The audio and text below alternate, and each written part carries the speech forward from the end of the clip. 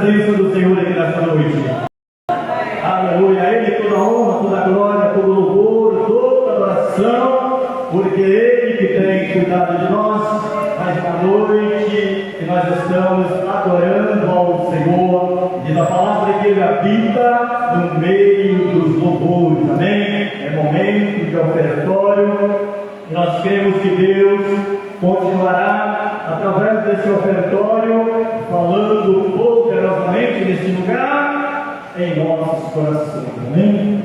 Aleluia, louvado seja Deus. Abrimos as nossas Bíblias no livro de João, Evangelista João, no capítulo 10, no versículo 10, parte B. Deus tem uma palavra nesse ofertório e nós já estamos prontos para ofertar ao Senhor. Já ofertamos com os nossos louvores, com a nossa oração. Agora vamos ofertar ao Senhor com a nossa fazenda, com os nossos dízimos, com a nossa oferta, com as nossas primícias. Aleluia! Deus quer falar de maneira diferente nessa noite, através desse ofertório, para que a nossa vida venha mudar no âmbito financeiro, amém? Vamos colocar de pé, vamos abrir a nossa Bíblia, vamos estar lendo a gloriosa e poderosa palavra de Deus. Evangelista João, capítulo 10, versículo 10, parte B, somente a parte B. Aleluia, louvado seja o nome do Senhor para sempre. Livro de João, capítulo 10, versículo 10, parte B, que diz: eu vim para que tenham vida e a tenham em abundância. Amém? Eu vim para que tenham vida e a tenham com abundância. Vamos fazer esse ofertório de fé, irmãos. Quer ser vencedor, se coloque de pé na presença do Senhor. Amém? Porque Ele quer falar conosco nesta noite. Aleluia. Da palavra que quando o Senhor quer falar conosco, nós precisamos colocar-nos de pé. Coloca-te de pé e eu falarei contigo. Esse ofertório é um momento muito especial desse culto. Todos os momentos eles são especiais, mas é um momento especial por quê? Porque é nesse momento que nós vamos continuarmos tendo mais entendimento em relação aos dízimos, às ofertas e às primícias. E quando nós temos entendimento destes três itens, a nossa vida financeira nunca mais será a mesma. Amém? Porque o Senhor prometeu que se nós trouxéssemos para a sua casa os dízimos, as ofertas, as primícias, Ele abriria as janelas dos céus, as comportas dos céus, e derramaria sobre as nossas vidas bênçãos sem medida. Aí está a importância de nós sermos dizimistas, ofertantes e primiciadores. Primiciadores são aqueles que primiciam 3% da vida do seu sacerdote, que é o nosso bispo Marco, a vida da nossa sacerdotisa, que é a pastora Janete. E quando nós estamos primiciando, nós estamos mandando uma mensagem para Deus. Nós estaremos mandando uma mensagem para os céus, dizendo: eu quero pisar aonde o meu pastor pisar. Eu quero pisar aonde a minha pastora pisar. Eu quero estar aonde os meus sacerdotes estiverem. Amém? Essa é a mensagem quando nós iniciamos. Quando nós dizimamos, nós podemos descansar tranquilo, porque a palavra vai se cumprir em nossas vidas. O salmista disse: de novo eu sou velho, mas nunca vi um justo mendigar o pão, e nem a sua descendência. Porque o justo é aquele que é fiel, e aquele que é fiel, ele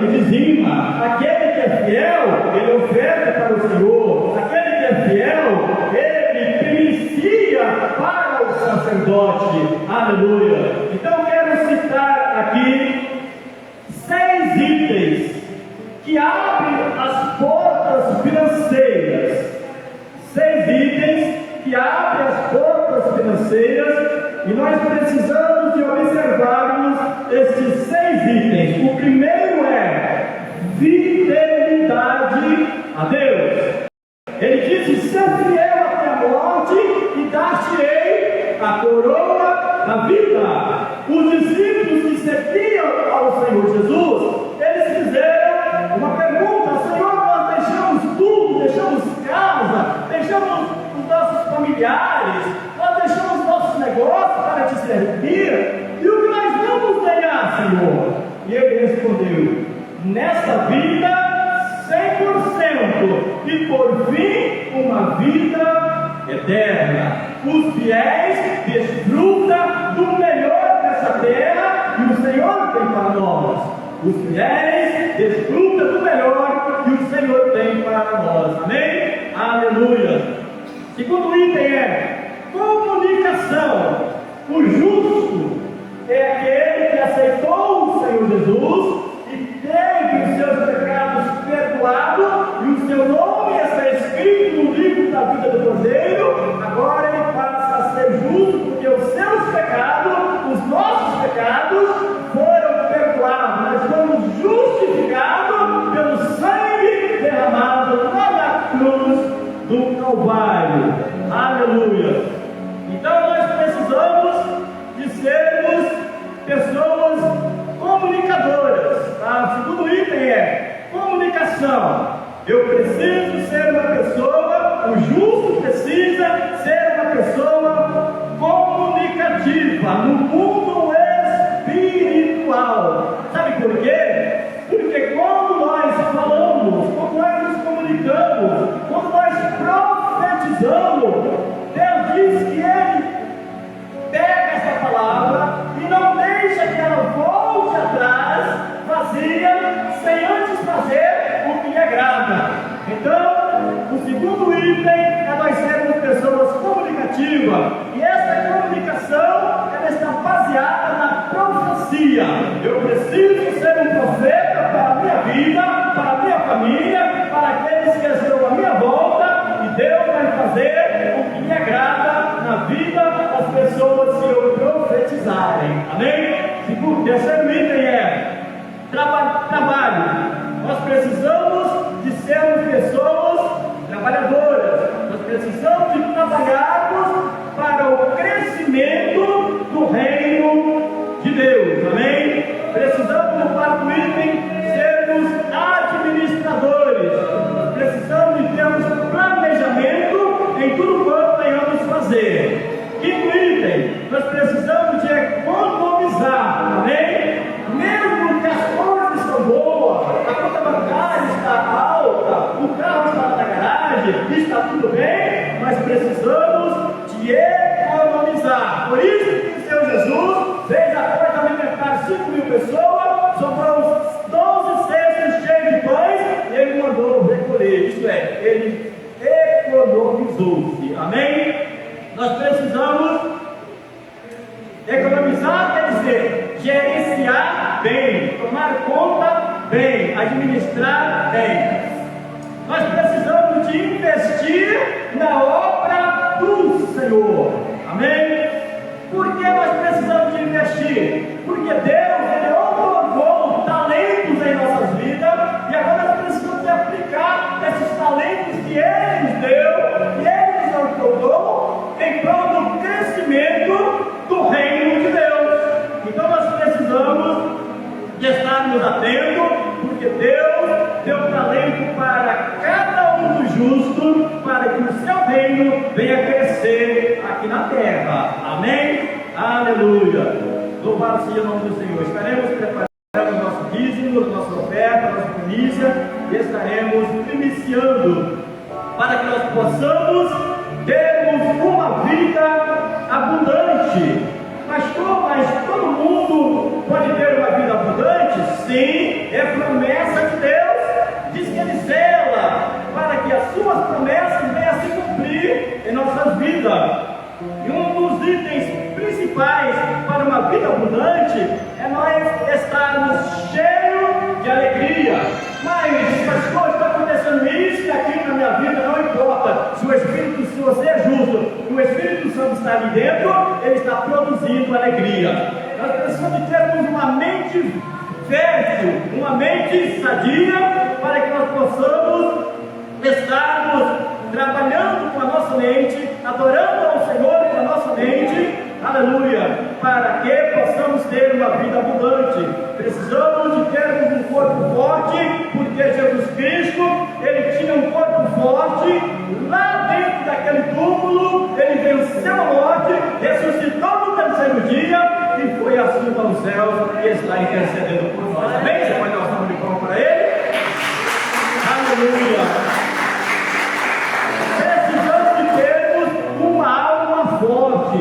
Que alma forte é essa? A minha alma, a nossa alma precisa estar fortalecida no Senhor, que pode todas as coisas a nosso favor, a favor da sua igreja. Que Deus possa continuar nos abençoando e que nós possamos sentir, ter vontade de ter uma vida abundante, uma vida próspera, sem ter uma necessidade de nada, porque Deus cuida dos justos, dos seus, dos dizimistas, dos ofertantes, dos iniciadores. Amém? Prepara você aqui na sua oferta. Vamos estar nos ofertando ao Senhor. Soberano eterno Deus, nós louvamos, nós te agradecemos pela tua palavra que é poderosa. Ela não volta vazia, exemplo, mas Deus lhe agrada. E agora teus filhos vão ofertar. E agora, como profeta, eu quero profetizar toda sorte de bênção financeira na vida do teu filho. Uma vida próspera no corpo físico, uma vida próspera na mente, no corpo e na alma, para a glória do teu louvor. Venha ofertar com alegria, em nome de Jesus.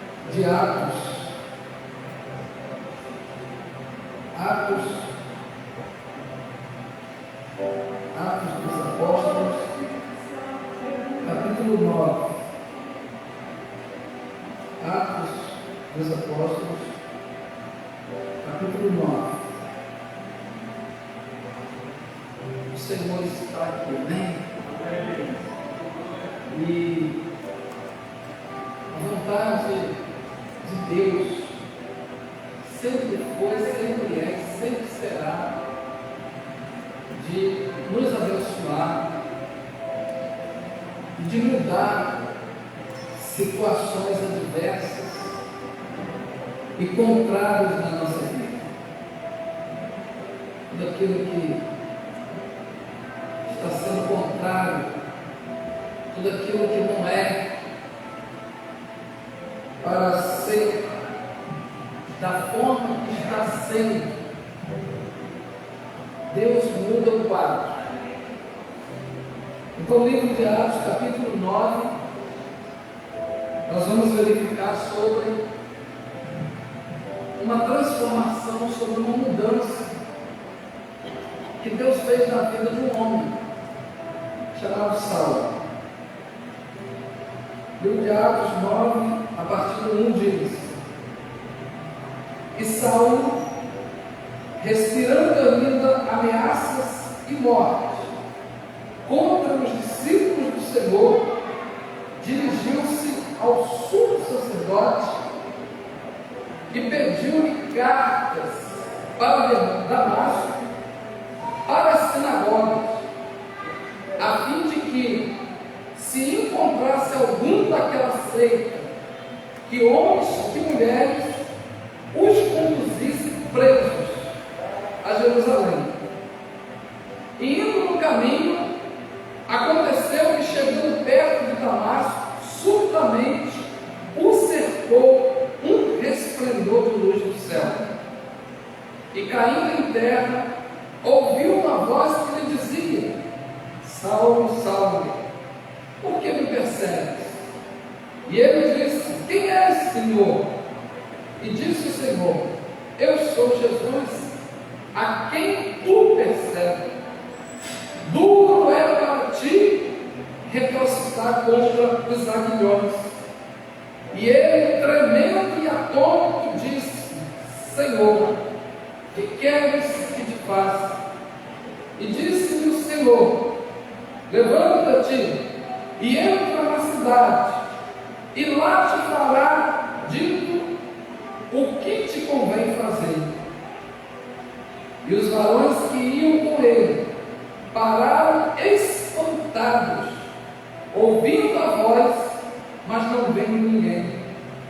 E Saulo levantou-se da terra, e abrindo os olhos não via ninguém, e guiando-o pela mão, o conduziram a Damasco. E esteve 3 dias sem ver, e não comeu nem bebeu. E havia em Damasco certo discípulo chamado Ananias. E disse-lhe o Senhor em visão: Ananias. E ele respondeu: Eis-me aqui, Senhor. E disse o Senhor: Levanta-te, vai à rua chamada Direita, e pergunta em casa de Judas por um homem de Tarso chamado Saulo, pois eis que ele está orando. E numa visão ele viu e entrava um homem chamado Ananias, e punha sobre ele a mão para que tornasse a ver. E respondeu Ananias: Senhor, há muitos ouvi acerca deste homem, quantos males tem feito aos teus santos em Jerusalém. E aqui tem poder dos principais dos sacerdotes para prender a todos os que invocam o teu nome. Disse-lhe, porém, o Senhor: vai, porque este é para mim um vaso escolhido, para levar o meu nome diante dos gentios e dos reis e dos filhos de Israel.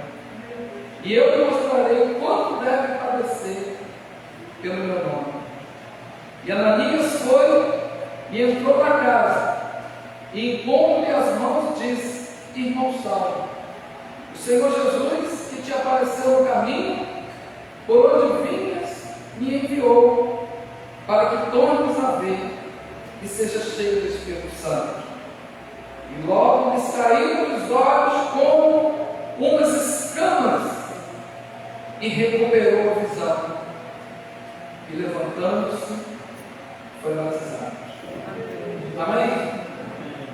Amados, nós estamos diante de um texto que narra a maior obra de Deus na terra. Nós estamos diante de um texto que narra o maior milagre que acontece nessa terra, que é a conversão de uma pessoa.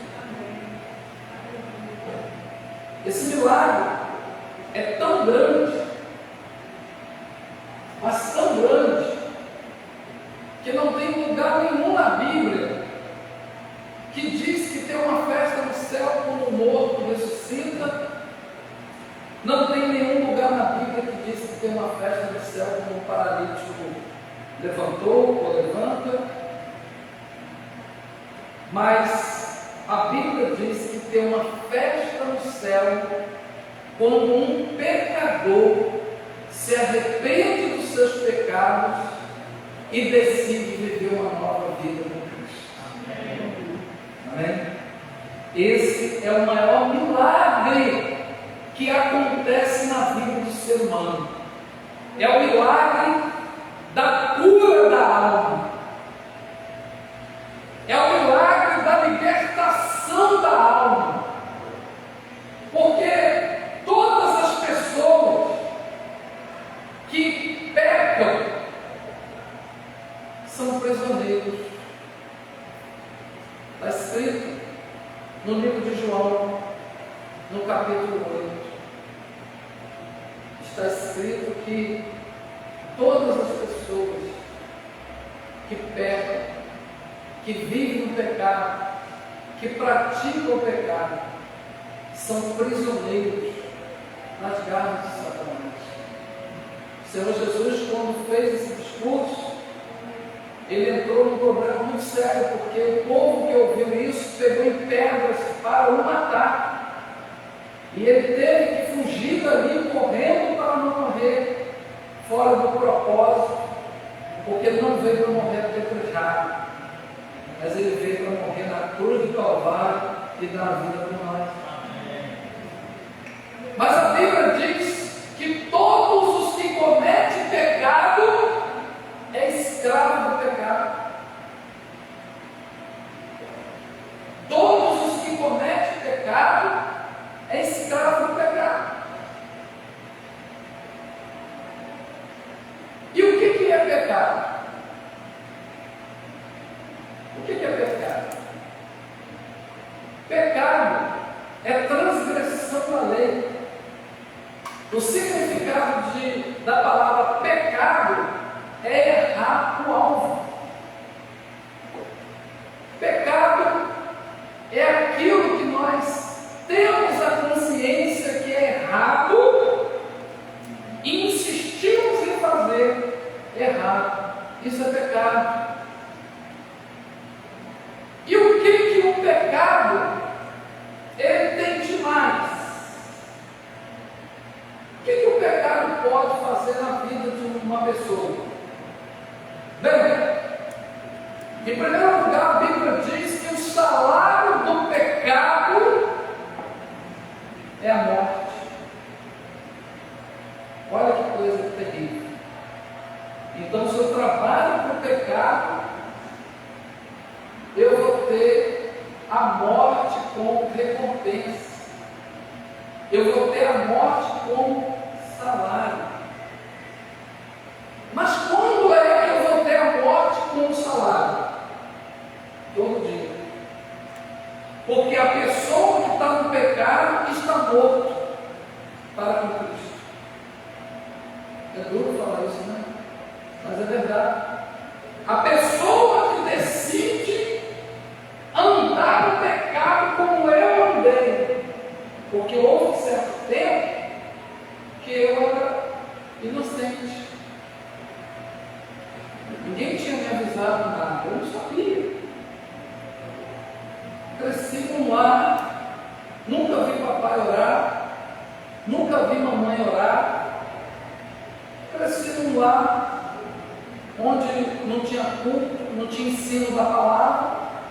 Via meu pai beber uma cachaçinha antes da janta, no Natal aquela mesa com 5 garrafões de vinho. Via ele fumar, entrava domingo, saía domingo. Não via ele assim para uma missa, para uma igreja, para lugar nenhum. Então cresci seguindo eles, aprendendo que a vida era daquele jeito. Sabia que eles mentiam, sabia que eles faziam as coisas erradas, então cresci aprendendo aquilo. E com isso eu também comecei a fazer também as coisas erradas. Mas houve um tempo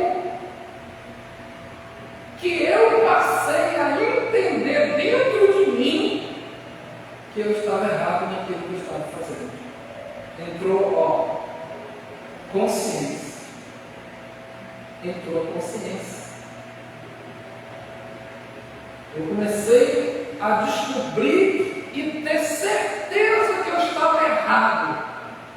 Agora, quando eu descubro que eu estou errado, eu tenho duas opções: permaneço andando errado ou decido andar certo. O que eu decidi quando descobri que eu estava errado? Decidi continuar andando errado. Então eu me tornei pecador. Quem está entendendo? Me tornei pecador. Então a Bíblia diz que o salário do pecado é a morte. Então eu trabalhava para o pecado todo dia. Todo dia eu trabalhava para o pecado. E todo dia eu tinha a morte como recompensa. Aí você pode pensar, Cristo, Marco, eu não estou entendendo essa linguagem, porque você está vivo, como assim? Uma vez eu conversando com um novo convertido, ele falou assim: eu acho que a igreja, os pastores têm que explicar melhor, porque eles falam as coisas assim, eu não entendo. Aí eu passei a entender que às vezes a gente está pregando e acha que todo mundo já é crente, todo mundo conhece a palavra, e a gente vai pregando achando, mas pode ter alguém no nosso meio que não está entendendo. É por isso que eu procuro explicar direitinho, para que a pessoa entenda. Porque às vezes a pessoa não está pegando, né? Não está entendendo. Então, a pessoa aí pode pensar, mas como assim? Você estava morrendo todo dia, se você está vivo aí? É por causa da morte espiritual de hoje.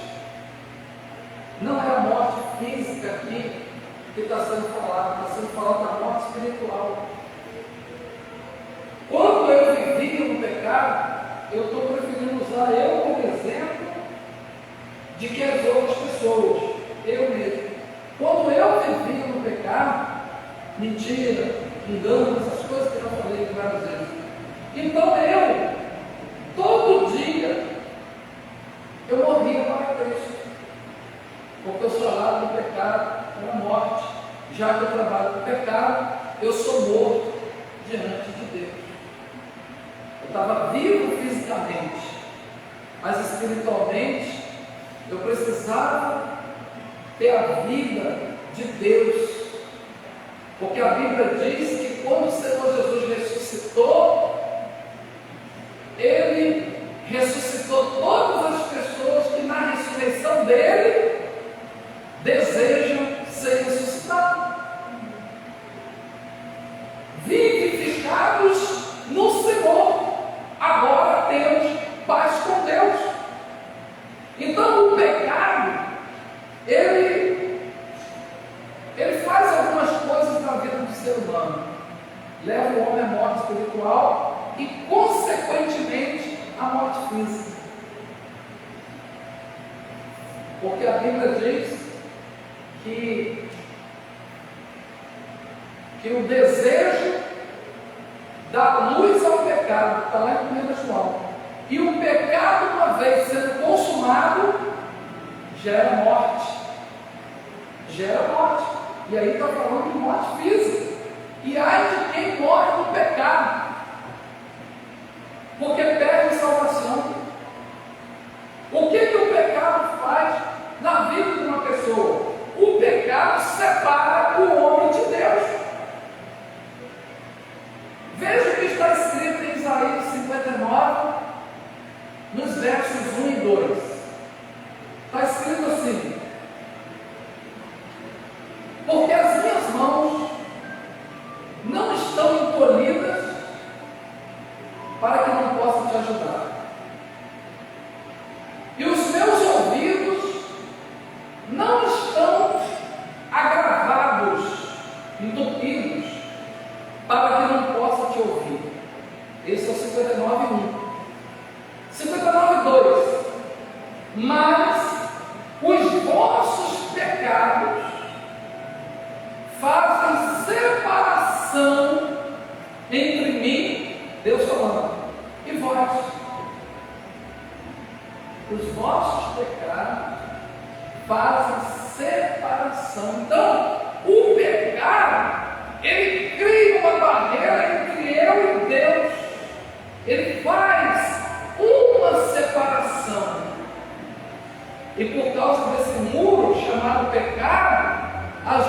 não tem a bênção de Deus. Por causa do pecado, a gente não consegue fazer a vontade de Deus e caminhar nos seus princípios. Eu andei assim. Aqui, ó. Nós lemos sobre Saulo. Saulo era um pecador. Saulo era um assassino de crente. Era um destruidor de células.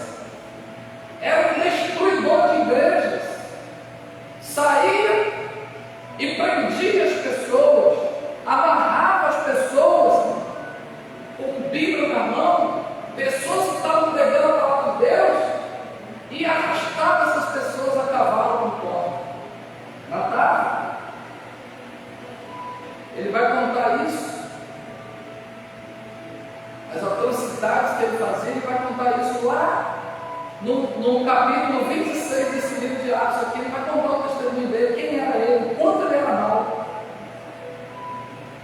Ele vai falar direitinho o que ele fazia em Atos 26.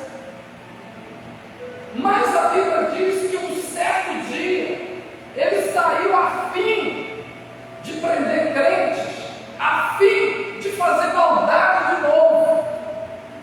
Só que ele deparou com uma forte luz. Que luz é essa? Aleluia! Aleluia! O dia que você deparar com essa forte luz, seu destino é mudado. O dia que você deparar com essa forte luz, o dia que alguém da sua casa que ainda não encontrou essa luz, o dia que alguém da sua família ainda não encontrou essa luz, quem sabe você que ainda não encontrou, o dia que você encontrar, vai ser o dia mais feliz da sua vida, porque você saberá que você é uma nova criatura. Porque quando você encontra com essa luz, você muda. E Saulo, ele encontrou essa luz, aquele clarão ofuscou a vista dele. Eu não sei se ele estava de camelo ou de cavalo, mas vamos seguir o ditado que diz: caiu do cavalo. Caiu do cavalo em terra e começou a gritar. E uma voz do céu disse: Saulo, Saulo, por que me persegue? Imagina Saulo no chão agora pensando: mas eu estou perseguindo Deus, eu sou um homem temente. Porque Saulo, na verdade, ele conhecia Deus, mas ele conhecia daquela forma, sabe? Que às vezes as pessoas conhecem, até conhece Deus, mas está armado, até conhece Deus, mas está pronto para matar um se for necessário, até conhece Deus, mas está pronto para pegar mentira se for necessário, até conhece Deus, mas está traindo a esposa, até conhece Deus, mas está traindo o marido, até conhece Deus, mas está enganando, está mentindo. Era assim que ele conhecia Deus. Ele conhecia Deus, mas ele não era convertido. Ele conhecia Deus, mas ele não era liberto. Ele ainda não tinha encontrado com Deus. E a Bíblia diz que aquela voz disse isso, e ele falou: mas Senhor, quem é o Senhor? Eu sou Jesus, a quem tu persegues. Você está me perseguindo. Olha que coisa tremenda. Você está me perseguindo. E ali ele se arrependeu, porque a luz trouxe a revelação que ele estava errado. Amém? Amém. A luz fez ele entender que ele estava errado. E ele começou a pedir misericórdia. E os cavaleiros, amigos dele, pegou ele e levou cego. Ficou cego. Levou para a rua chamada direita, em Damasco, uma hospedaria, uma casa. E Saulo caiu lá cego, chorando, arrependido. E a Bíblia diz que ele ficou ali de joelho, clamando 3 dias ali, pedindo misericórdia. E Deus lá, porque ficou cego, imagina só. Você sabe o quanto a visão dos seus olhos mal na sua vida. E agora ele ficou cego. Agora ele não enxerga mais. Está caído, chorando, arrependido. Que besteira eu estou fazendo? Eu não vou fazer mais isso. Deus recebeu a oração de arrependimento dele e tocou o coração de um profeta chamado Ananias e falou: Ananias, vai lá, na rua chamada direita, entra numa casa onde está um homem chamado por Saulo. Quando falou isso para Ananias tremeu dos pés da cabeça e falou para Deus: mas esse homem, eu tenho ouvido falar desse homem que ele prende os crentes, ele tem feito muito mal aos teus servos, ele tem feito muito mal à tua obra, e o Senhor está pedindo para eu ir lá tocar nele? Ananias, vai, porque para mim ele é um vaso escolhido que vai levar o meu nome para muitos lugares. Eu tenho uma grande obra na vida dele, e tudo que ele fez, esse negócio é comigo, porque ele vai ver o que importa sofrer por causa do meu nome. Vai lá e toca nele. E a Bíblia diz que Ananias foi, e quando Ananias chegou lá, irmão Saulo, e tocou nele, e a Bíblia diz que dos olhos dele caíram umas coisas como escamas, e ele voltou a ver, e dali ele já foi preparado e foi batizado, e não me dá mais tempo de falar a potência que esse homem se tornou. Mas do Novo Testamento é um dos maiores pilares, humanamente falando, do Novo Testamento, porque através dele milhares de pessoas foram curadas, milhares de pessoas foram salvas, milhares de pessoas receberam libertação através desse homem. Eu quero dizer com essa palavra, através do Espírito Santo, que o Espírito Santo de Deus, ele quer mudar vidas aqui dentro, ele quer transformar pessoas aqui dentro, tanto aqui dentro, quanto na live, quanto também na sua casa.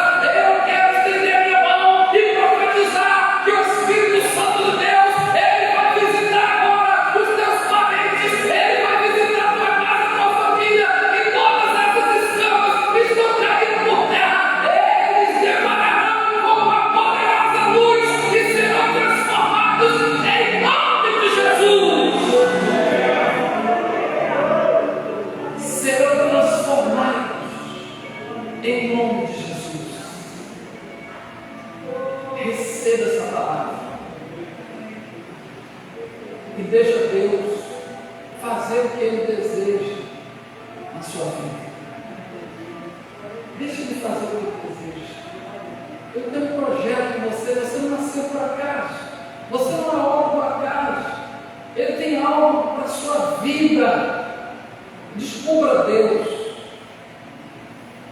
entenda Deus, aceite Deus, receba Deus, diga sim para Deus, diga eu quero Deus, deseje esse Deus, deseje nas orações. Eu me lembro que eu estava no pecado, eu me lembro muito bem que eu estava nos lugares errados.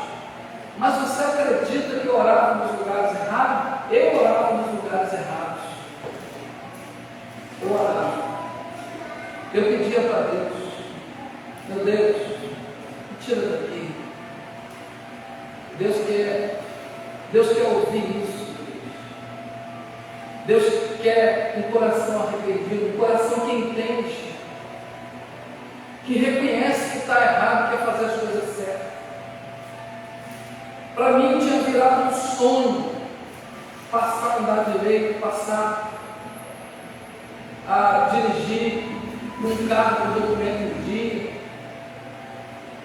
Tinha virado um sonho eu não ser mais escravo da mentira, não ter que pregar mentira para ninguém, não ter que ganhar nada em cima de mentira. Isso para mim virou um sonho. Deus generosamente fez essa obra. Vamos aplaudir o Senhor por isso. Glória a Deus. Glória a Deus. E agora eu quero chamar a discípula aqui, por favor. E ela está morando em São Paulo, está na nossa círcula. E vamos aplaudir o Senhor pela vida de Manuela.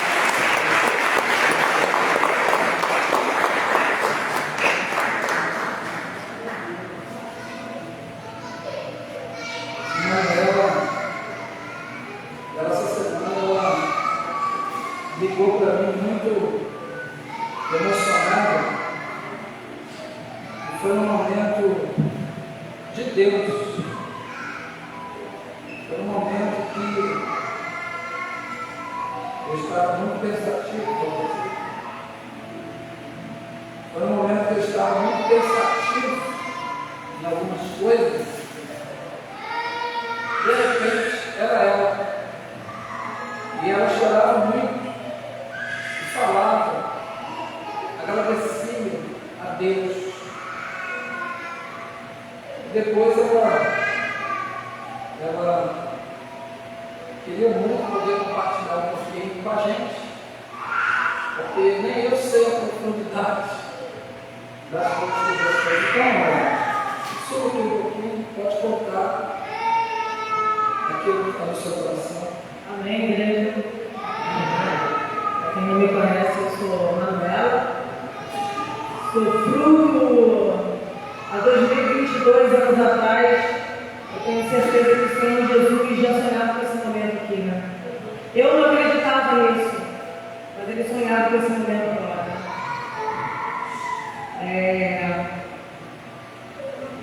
A minha caminhada de CCJ começou há muitos anos atrás, né? Eu fui um bandista durante muito tempo. Através dessa igreja, no meu primeiro encontro com Deus, eu voltei transformada. Mas eu achava que estava tudo certo. Eu me transformei, Jesus me libertou, está tudo certo, agora eu tenho uma igreja, vou congregar. Mas não era o que Ele queria ter comigo, né? Isso era só o meu achismo, né? Eu tenho uma história na minha vida, de dependência química, né? Eu fui durante muito tempo usuária de maconha, cocaína e álcool, diária, né? Eu fazia uso diário dessas substâncias, né? E eu queria muito ficar livre da vida escrava que eu tinha. Só que não era da minha maneira, né? Eu me lembro, há muitos anos atrás, na casa do Alex, eu perguntei assim para ele, irmão, eu faço tudo o que tem que fazer, né? Eu vou para o encontro, eu sou fiel a Deus, eu tenho uma célula. E coisas ainda não estão acontecendo, né? O irmão Alex ele falou assim para mim, Manu, tem um cego que ele curou muito rápido, Jesus, né? Teve um outro cego que teve um processo. Ele foi lá, fez uma massinha, botou no olho, foi lá, banhou, voltou.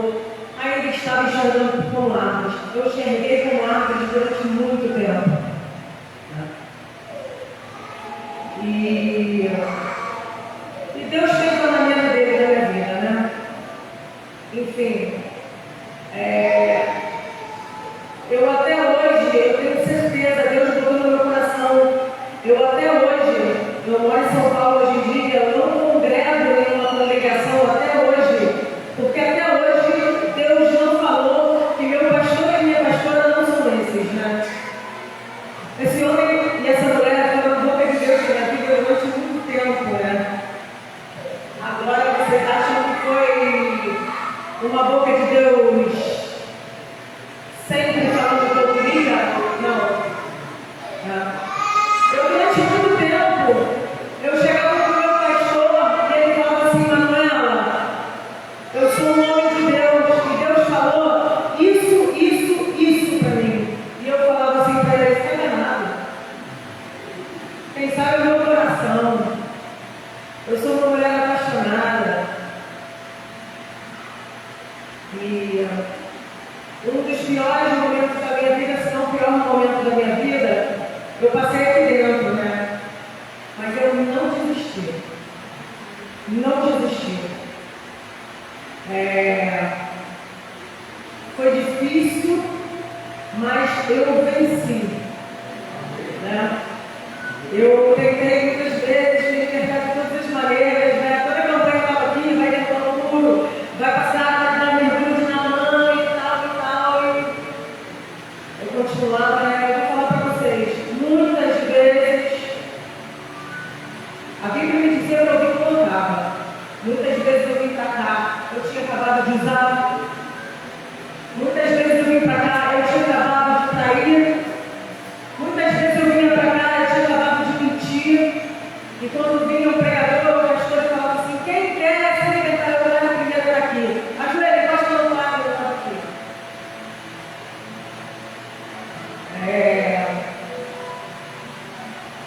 Você tem que ter um olhar muito espiritual.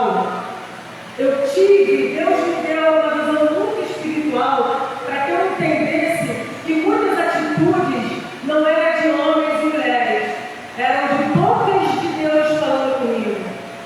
Né?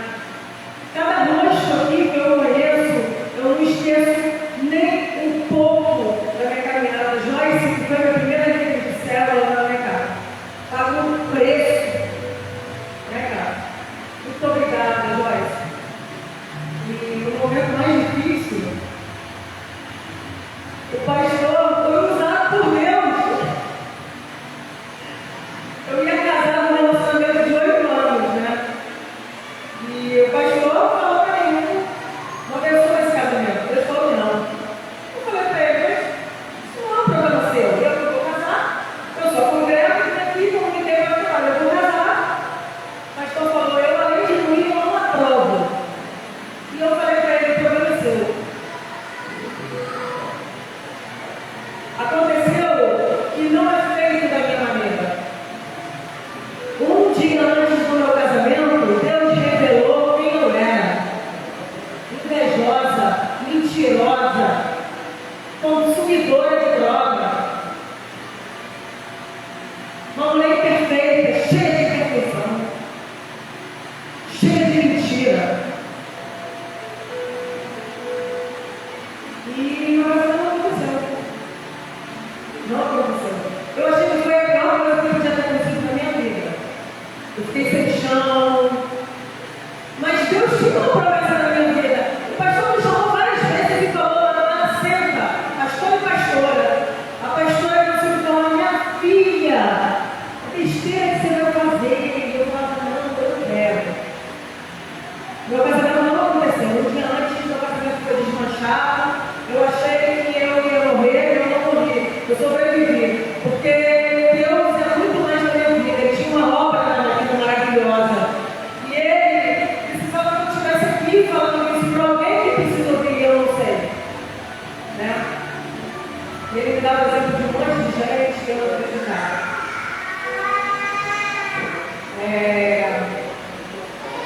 Eu não consegui sozinha, porque tudo que acontece na minha vida hoje não é uma questão de merecimento. Tudo que eu plantei não foi legal. Eu não estou colhendo morango porque eu plantei morango. Tudo que acontece na minha vida hoje é a única e exclusiva misericórdia de um poder maior do que eu, que é amoroso, cuidadoso e cuida da minha vida. De uma maneira inimaginável, né? E aí eu fui procurar ajuda numa rede social para poder me treinar. E eu não tinha dinheiro. Eu fazia pequenos cursos para poder sustentar meu vício, porque eu não queria vender meu corpo. E com mulher é assim, ou você vende o corpo, ou você rouba. Deus cuidou que eu não fosse presa. Deus cuidou que eu não fosse humilhada. Eu pedi ajuda numa rede social. E eu achei uma internação lá em São Paulo. Só que eu não queria. Eu queria escolher a cor da boia. Deus manda, mas eu não queria aquilo. Eu falei, não, São Paulo não. São Paulo é muito ruim, eu quero ir para São Paulo. Nossa, quero vir em São Paulo. Não quero nem ficar um tempo lá. Vaga social para homem é muito complicado. Vaga paga para mulher se internar é o dobro do preço, porque a gente está muito trabalho. Então é o dobro do preço. E um rapaz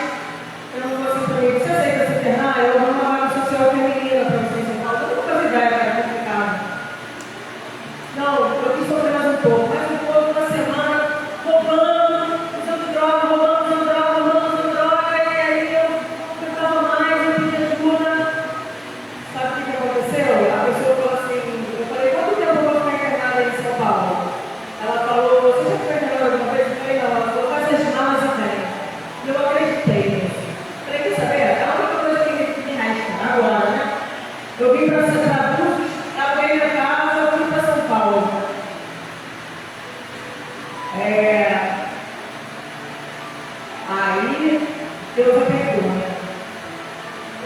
Era espiritualidade todo dia de manhã, foram 5 a 6 meses no lugar, eu não podia sair, eu não podia usar droga, e foi complicado, né?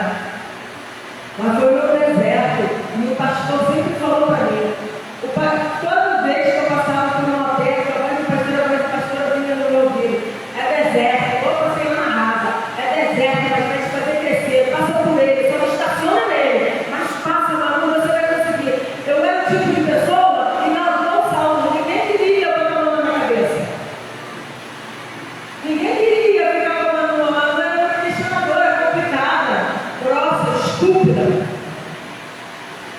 Não tinha serenidade nenhuma, não tinha nenhum fruto de espírito em mim. Era nítido que eu não era uma mulher de Deus. E aí eu fui para essa internação. Hoje eu sou uma mulher em recuperação. Tem 10 meses e 10 dias que eu não uso nenhuma substância de mundo que eu vou. O que me altera no meu estado normal ou me faça para longe de Deus. Isso não é fruto da minha misericórdia. Hoje eu tenho o primeiro relacionamento na minha vida inteira. E eu primeiro conheci a pessoa, vi quem era, tivemos um relacionamento segurando na mão sem beijar, para depois irmos morar pela mão da mão que oi, eu comprei aquilo aí, eu sei de você, vamos morar na minha casa, vamos, e depois a gente vê se dá certo. Ascensão social, bens materiais, não é libertação. Não é recuperação, é frutos da minha libertação e frutos da minha recuperação. Hoje eu tenho uma casa própria, hoje eu tenho um marido, um homem de Deus, hoje eu tenho um coração livre para orar pelos meus amigos e pelos meus inimigos. E hoje eu tenho a dignidade perante Deus de pisar aqui, o Santo dos Santos. Vamos aplaudir o Senhor por essa grande obra. Glória a Deus. Aleluia. Glória ao nome do Senhor Jesus. Aleluia. Eu nunca imaginei que isso pudesse acontecer. O uso de drogas é uma epidemia mundial. Todo mundo, se não usou, tem alguém na família ou algum amigo que usa e até se tem inimigo. Hoje eu oro para hoje eu tenho a capacidade de orar para os meus inimigos. Porque também vezes eu entro nessa igreja aqui, o pastor sabe muito bem, e querer matar gente aqui. Então eu queria invadir a vida dos outros, a vida dos outros, não tinha limite. Não tinha limite. O homem e a mulher que são boca de Deus hoje na minha vida, meu pastor e minha pastora. E até Deus enviar para outro lugar, eu posso estar orando em São Paulo, espiritualmente é aqui que eu estou, firmada com vocês. Obrigada por todos vocês, Guilherme, Consuelo, fizeram muito parte da minha vida. Muito obrigada pela vida de vocês. Vocês são muito importantes para mim. Joyce, eu não tenho palavras para te agradecer. Pastora, obrigada por todo o preço que a senhora pagou. Então eu quero dizer para você, pastor, que valeu a pena. Valeu a pena. Vocês estão no lugar certo, na hora certa, no lugar certo. Não precisa casa cheia, precisa ovelha de qualidade. Quem gera ovelha é outra ovelha. Essa é a maneira do Senhor, a pastora se multiplique na medida que o Senhor quiser e não na medida da nossa vaidade. Porque segundo a palavra de Deus está escrito lá, tudo é vaidade. Obrigada por todo o louvor que vocês cantaram para mim. Tudo que eu recebi da parte de Deus. Tá bom? Obrigada, pastora. Obrigada, Stephanie, por fazer parte dessa família maravilhosa. Pastora, eu não tenho palavras para agradecer. O que eu posso dizer para a senhora é: continua. Eu sou fruto de que vale a pena.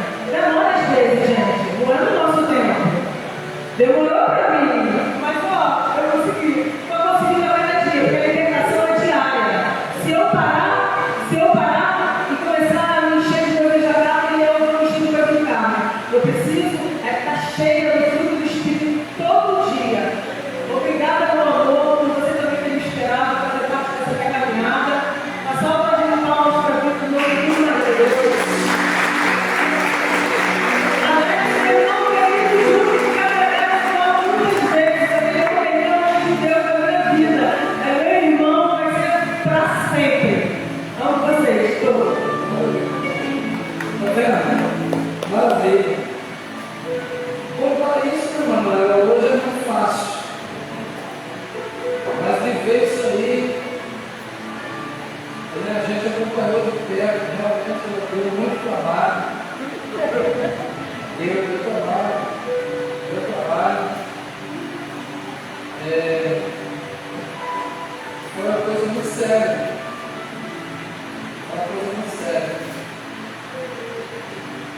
Foi um negócio difícil. Mas só que Manuel,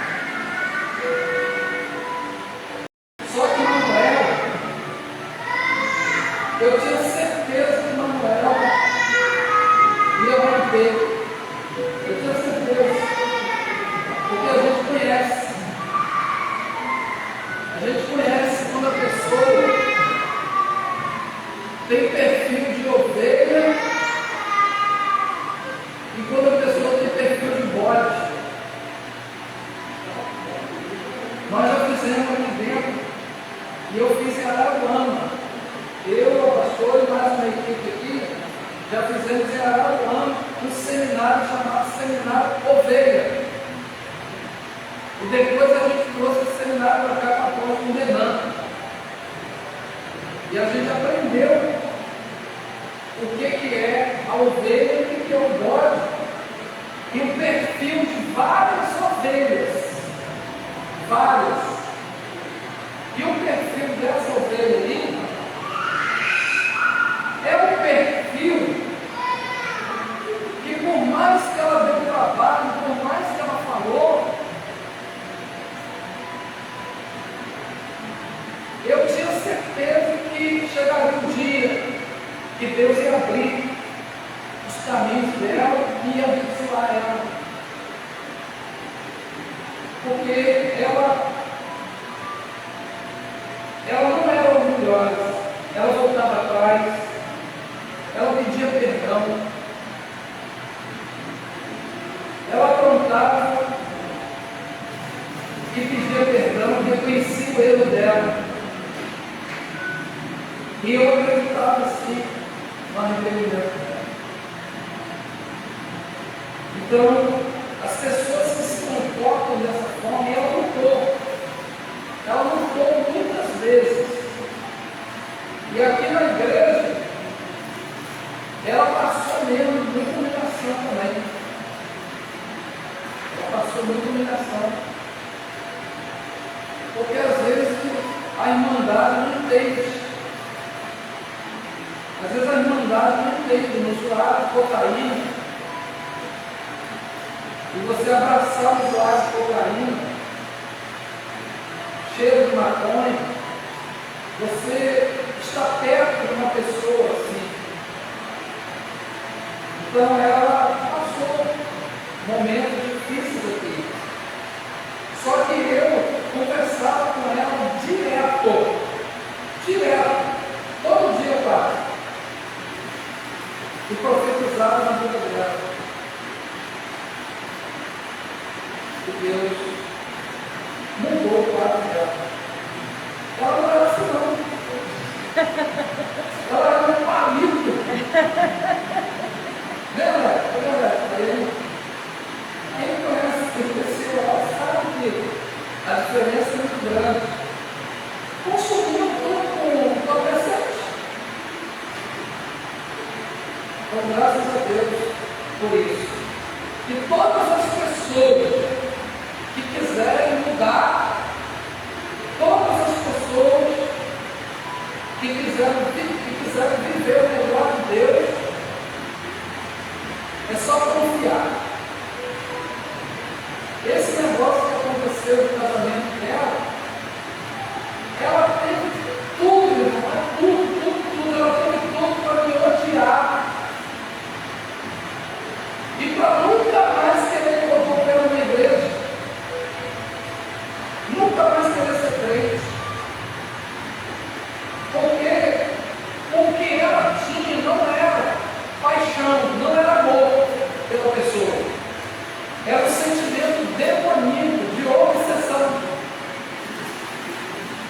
Era um sentimento de engano, um sentimento maligno. E eu sabia disso. Então eu falava para ela, eu não te abençoo nesse casamento e nem vou no seu casamento. Ela chorou na minha frente, você não vai. Eu falei, não vou.